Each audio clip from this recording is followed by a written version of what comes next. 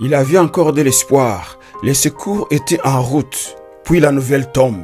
Ta fille est morte. Mes chers amis, bonjour. Aujourd'hui, on va continuer sur la série « Les touchés qui changent tout ». Quand tout semble fini, c'est souvent là que Jésus parle le plus clairement. Dans l'évangile de Luc, chapitre 8, verset 49 jusqu'au verset 50, la Bible nous dit « Comme il parlait encore, survint de chez le chef de la synagogue quelqu'un disant « Ta fille est morte, n'importune pas le maître. » Mais Jésus, ayant entendu cela, dit au chef de la synagogue « Ne crains pas, crois seulement, et elle sera sauvée. » Jairus était un chef de synagogue, un homme respecté.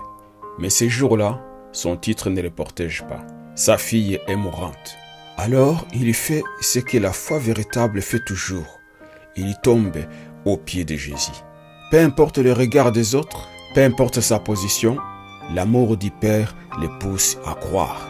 Jésus accepte de venir, l'espoir est né, mais en chemin le temps passe.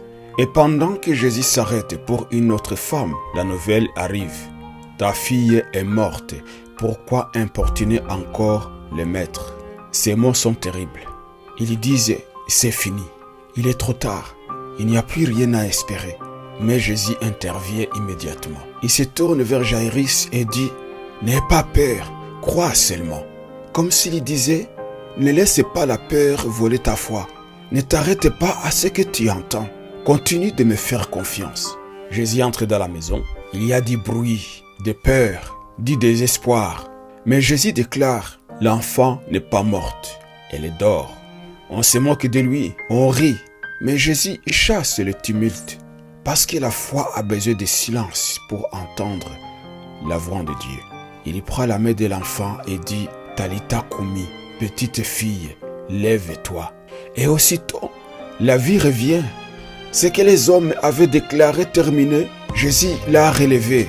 Ce que la peur avait enterré, Jésus l'a ressuscité.